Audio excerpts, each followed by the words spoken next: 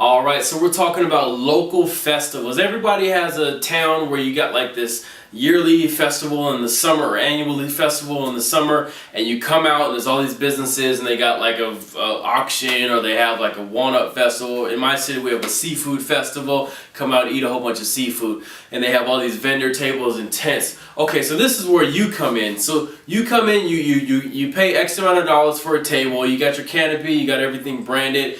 And we can definitely help you out with that if you need. Just let us know. So say you want to get a tent, right? You get a tent, you put your name on the front, you get a table, you put your name on the tablecloth, and then so always have some type of takeaway on the table. Whether it's a piece of paper, usually a piece of paper is okay, but it has to have some value on it. Meaning like 10% off your first X, or 20% off this, or buy one get one. So it has to have some type of value on it, or else it won't have any shelf life. Shelf life meaning that they'll take it and they'll keep it for for enough time to actually come in and solicit and use your business. So you want to have, promotional items work. You got the pens. Pens don't really have that much of a shelf life. In the promotional industry, which I used to work in, the products with the longest shelf life are actually kitchen utensils. So if you have like a knife or like one of those big spoons with your label on it or your name on it, that's gonna have the longest shelf life. So don't be afraid to look into that. The price might be, you never know, it might be paying $4 a piece for 100 pieces, but the shelf life of it, it can turn you a customer on the fence into a winner down the road. So you want to have something on your table that's a takeaway that adds some value, whether a coupon or a promotional product. And then you want to have if you can be there, that's great. But if you can't be there, have somebody that represents you well. Have somebody that knows your business in and out. Somebody that can speak the language. Somebody asks about this procedure versus this procedure. Which one is more beneficial? Which one has longer life to it? They can actually explain it to them. You don't want to just have,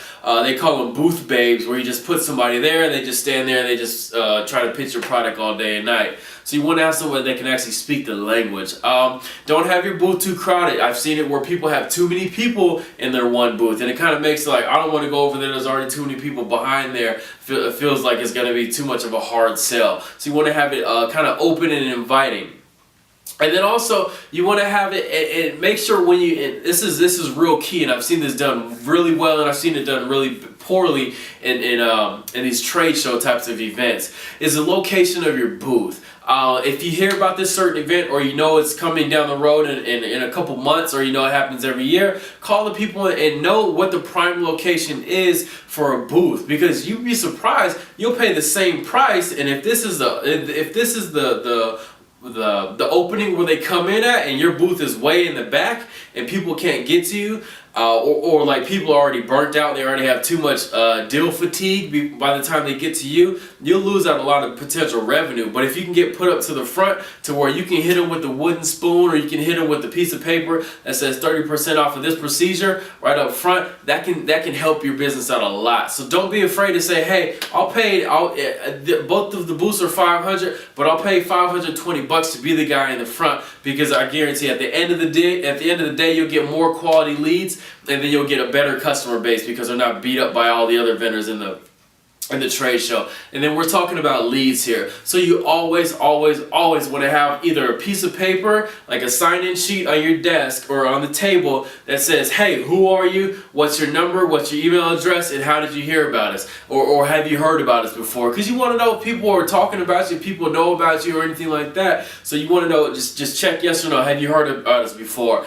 Who you are, what's your phone number, and what's your email address. If you get phone numbers, you're going to have to follow up with calls. We can help with that. If you have emails, we can definitely help out with the follow-ups for emails as well. But you want to have something to where people can put down who they are. It's say, hey, in order to get this 20% off, you got to put your name down on the list. And then boom, now you have somebody you can keep marketing to and turn them into a lifetime customer. So yeah, thanks for asking this question. You can definitely take advantage of these trade show types environments, these festival types environments, and make a lot of money from, get a lot of new clients and new business from it. So yeah, my name is Joseph. If you have any other questions, feel free to reach out. I'll be definitely willing to help you out in the future. Thank you.